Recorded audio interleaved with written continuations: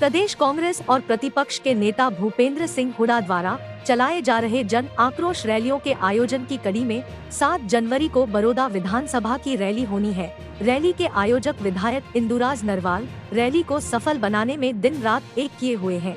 बड़ौदा गांव के राजकीय स्कूल के साथ मैदान में रैली स्थल को सजाना शुरू कर दिया है। इन सब तैयारियों और कार्यकर्ताओं की बैठक लेने के लिए रैलियों के संयोजक बनाए गए पूर्व मंत्री अशोक अरोड़ा भी शुक्रवार को स्थल पर पहुंचे और रैली स्थल का बारीकी से निरीक्षण किया।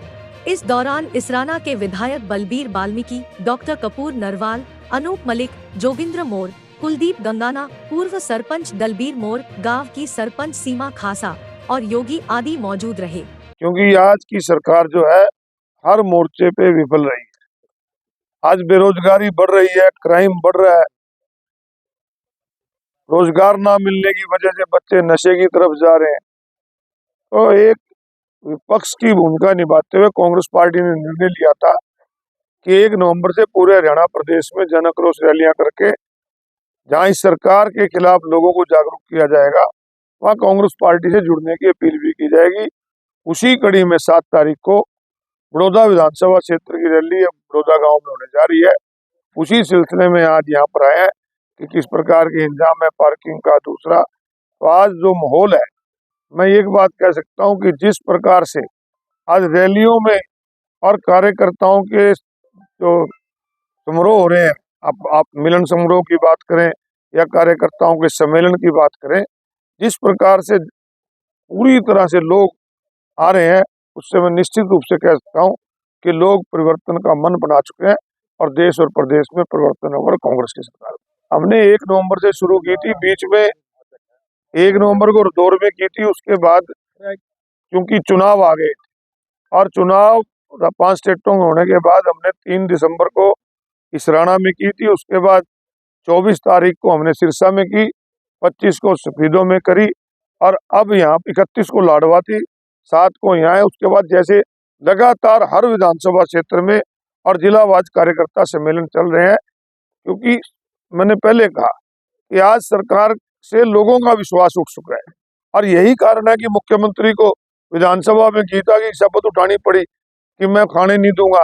अगर जनता का विश्वास सरकार और मुख्यमंत्री के प्रति हो तो फिर कसम उठाने की क्या लोड़ थी। तो जो विकल्प है वो केवल कांग्रेस पार्टी। 2 ही तरीके होते हैं, या तो चुनाव होता है या रैलियां जलसे जुलूस होते हैं जिसमें जनता अपना जन आक्रोश दिखा रही है।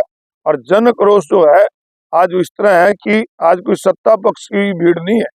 सत्ता पक्ष की जो भीड़ होती है वो ढोई हुई होती है अफसरों द्वारा, और जो विपक्ष के अंदर रैली होती है वो कार्यकर्ता करते हैं। कार्यकर्ताओं के साथ जो लोग आते हैं वो दिल से आते हैं, ना कि ढोए हुए आते हैं। कभी क्यों नहीं हुई, बहुत बार बनी इनेलो की सरकार में, बहुत बार बनी।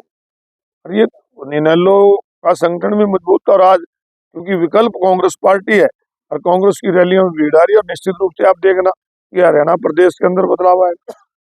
इस सरकार का प्रजातंत्र से विश्वास उठा हुआ है। ये सरकार लगातार प्रजातंत्र को और देश के संविधान को कमजोर करने पे लगी हुई है। प्रजातंत्र में सबको बोलने का अधिकार है, परंतु इस सरकार के खिलाफ जो बोलता है उस पर ईडी का इस्तेमाल होता है।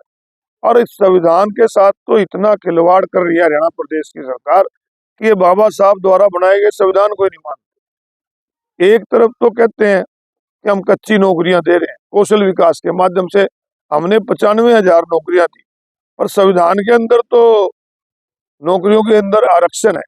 और हम तो वो समय भी देखा जब हुड्डा साहब मुख्यमंत्री थे, जो ठेके में नौकरियां लगती थी आउटसोर्सिंग में, उनके अंदर भी आरक्षण मिलता था।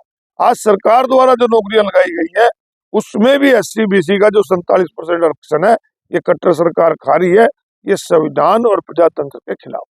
देखिए, बाई इलेक्शन आमतौर पर सरकार का माना जाता है, परंतु जिस समय श्री कृष्ण हुड्डा जी के निधन के बाद यहाँ पर चुनाव आया था, सरकार ने पूरा जोर लगाया था।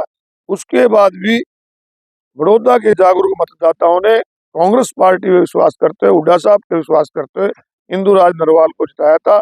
और निश्चित रूप से बड़ौदा से एक बहुत बड़ी ताकत कांग्रेस पार्टी को मिली थी और आगे फिर मिलेगी। पहले कहा कि रैली का मैसेज, अब 3 स्टेटों के चुनाव हुए, उस समय बहुत लोग आप जैसे थे कहने लगे कि ये अब हरियाणा प्रदेश में भी ये परिवर्तन नहीं होगा, परंतु 24 तारीख को जब हमने रैली करी सिरसा के अंदर और 25 तारीख को रैली करी स्पीडो के अंदर, 31 को हमने लाडवा के अंदर, और लगातार कार्यकर्ता सम्मेलनों में जिस प्रकार कार्यकर्ता का उत्साह है, तो निश्चित रूप से बड़ौदा की रैली भी इसमें बहुत बड़ा एक काम करने का।